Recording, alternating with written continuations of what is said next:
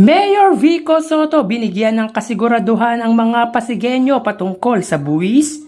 Yan ang pag-usapan natin patungkol sa kinabibiliban at hinahangaan nating alkalde ng Lungsod Pasig ngayong araw po ng Martes, May 6. So 6 days na lang po mga kaparokya, kaya vote wisely. Vote straight Giting ng Pasig. Pero bago natin talakayan yan mga kaparokya, ay humihiling ako sa inyo na pakisubscribe ang aking YouTube channel. Paki-like and share na din po mga kaparokya para mas dumami pa po ang makapanood ng content natin. Maraming salamat po sa inyo mga kaparokya. So yun nga mga kaparokya, kamakailan nga ay may sinabi ang butihing mayor patungkol nga po sa buwis sa Lungsod Pasig kung saan binigyan niya po ng assurance ang mga ito na hindi magtataas hanggat siya ang mayor or ama ng Lungsod Pasig. So pakinggan po natin ang sinabi ni Mayor Vico Soto. Lalaban tayo at bukasiyan natin. Ito siguro baka personal preference ko lang o dahil talaga may pinaglalaban tayo at bukasiyan natin. Gusto po natin na hindi ko alam kung paano sabihin ng maayos eh. Gusto natin lumit ang mayor. Gusto natin na hindi tayo laging nakatingin sa mga taong nasa pwesto. Gusto natin, pag meron tayong mga programa, meron tayong mga proyekto, may 1,000 galing sa LGU, tulong para, sige, mag-event yung school. Pero hindi na kailangan maging tungkol sa mayor yung event natin. Pera naman natin to lahat eh. Atin po ito. Pag may accomplishment ako, accomplishment nyo rin yun.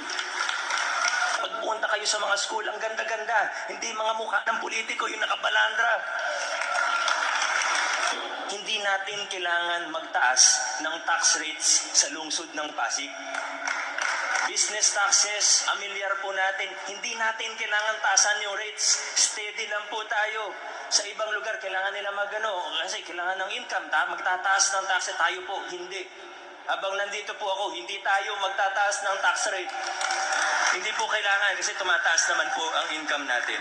So yun nga mga kaparokya, isang magandang balita ang sinabi ni Mayor Vico Soto for all Pasigueños na hanggat siya ang ama ng Pasig ay hindi tataas o magtataas ng tax ang nasabing lungsod. At ayon pa dito, lahat ng pinapagawa ng city government ay hindi pagawa ng mayor or ng kung sino man, kundi ang taong bayan daw po ang siyang nagpagawa nito through their taxes. Nakakatuwa yun mga kaparokya dahil sinisecure or sinisigurado niya na walang dapat alalahanin ang mga Pasigueño patungkol sa buwis dahil malaki daw ang income ng kanilang lungsod.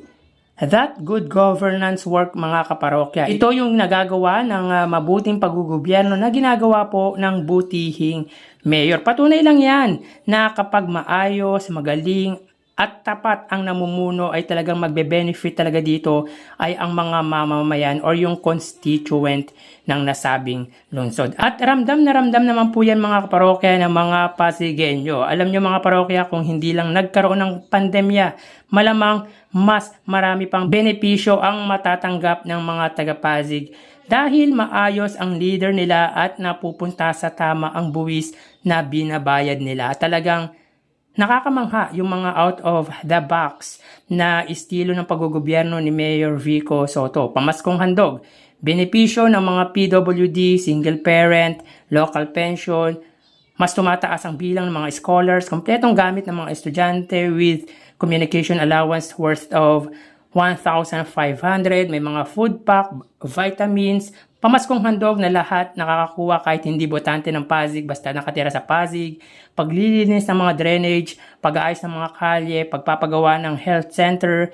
Importante yung mga kaparokya dahil kung maayos ang health center, mas less ang pupunta sa general hospital at hindi na magsisiksikan.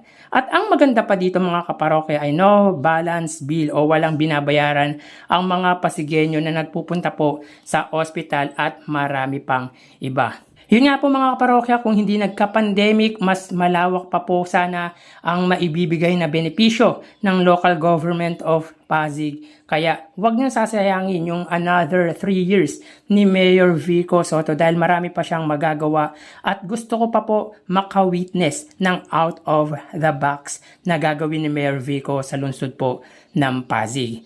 Samantala, muli na naman pong landslide ang inabot ng katunggali ng butihing mayor sa isinagawang kalye survey ng YouTuber na sila Swerte TV sa Floodway West Bank Road, kung saan nakakuha lamang ang katunggali nitong si Sara Diskaya ng 2 points at 84 points naman po ang butihing mayor na si Mayor Vico Soto. Mga kaparokya, that is not final. Hindi pa po ito yung final. Kumbaga survey lang po ito. Ang totoo pong laban ay sa May 12. Sa Lunes po, araw ng botohan. So 5 more days na lang po mga kaparokya. Pero syempre, pinapakita lang dito kung sino talaga ang isinisigaw ng mga Pasigueño. At malinaw na kapag tinalo ang butihing mayor ay may nangyaring hocus-focus na hindi malabong mangyari mga kaparokya dahil nagawa ng kalaban na makipag-joint venture sa Comelec for Miro, yung kumpanya na parang nagpapatakbo ng PCOS machine sa South Korea gamit ang kumpanyang St. Timothy na pagmamayari ng katunggali nitong si Sara Diskaya. Be vigilant mga kaparokya, maging mapanuri tayo dahil lahat ay pwede pong mangyari. So hanggang dito na lang po tayo mga parokya, magsiingat po tayo. Thank you and God bless.